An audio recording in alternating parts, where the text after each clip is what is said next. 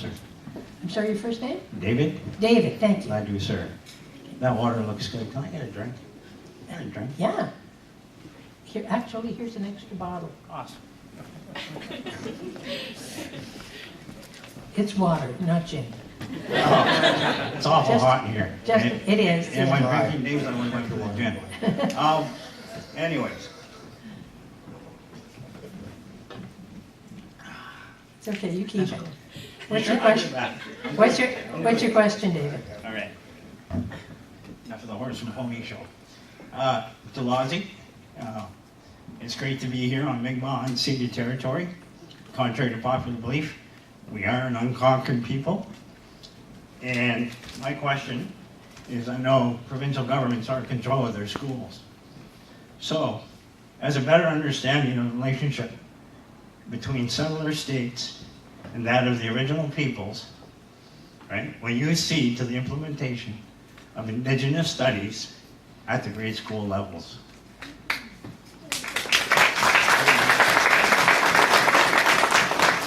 Okay. And they can expand on a yes or no answer, right? Well, you know, I would expect the expansion. I mean, we're dealing with a teacher, educated, I hope, in the best of ways. And like First Nations children, they deserve the best education. And the best way to educate people is to educate them all on all aspects of our history. The history that we share as a people, as all Canadians do. We're celebrating 150 years. Let's celebrate together as a people and bring that up. Thank you, David.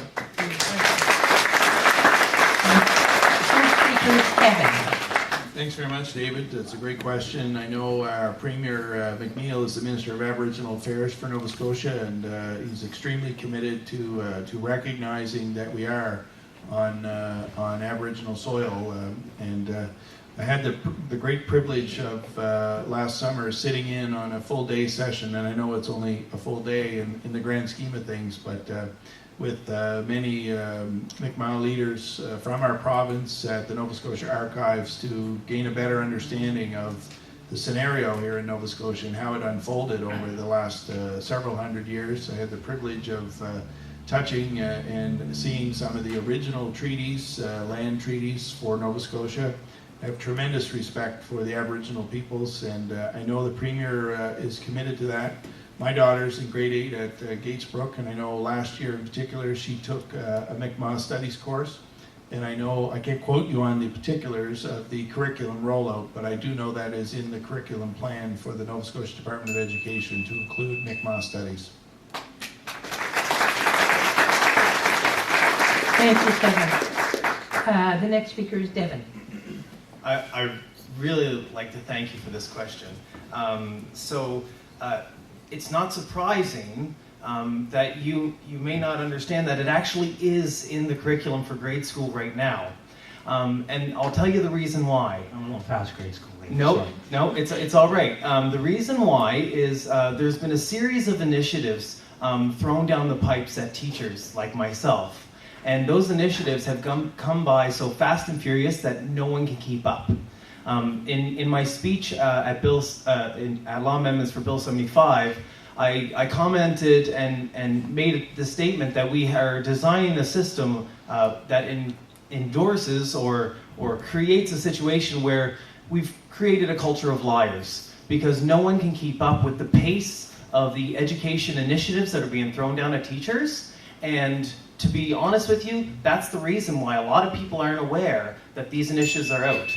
I will say that the day that all the grade school teachers got a PD on this, no one was given photocopies because it was actually sent to print the night before. Okay, thank you, Devin. The question goes to Randy. Yes, I've spent many summers in my younger days in Member 2 and Waikagama, Eskazoni, Indian Brook, Millbrook, and I can assure you we should be talking about the history of the last 50 years, I believe, because there's been great changes in what was known as reservations, and it's been remarkable how the Native peoples have taken control of a lot of control of their own governments and of their own studies.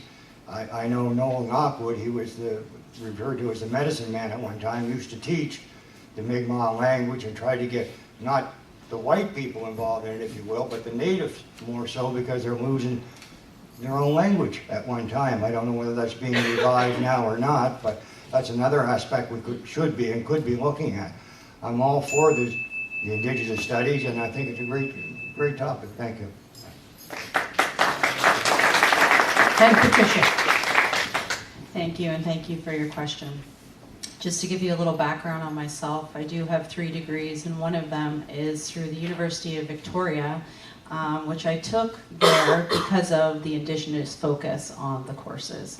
So Indigenous rights and social justice is something that's near and dear to my heart as a social worker.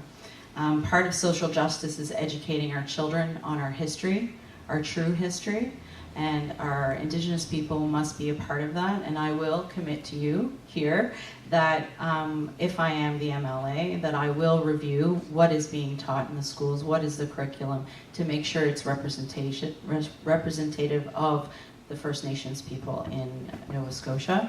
I can also tell you that I've already met with multiple Métis in our community to talk about the issues and how they're not being heard by this current government and what the challenges are for them. Thank you.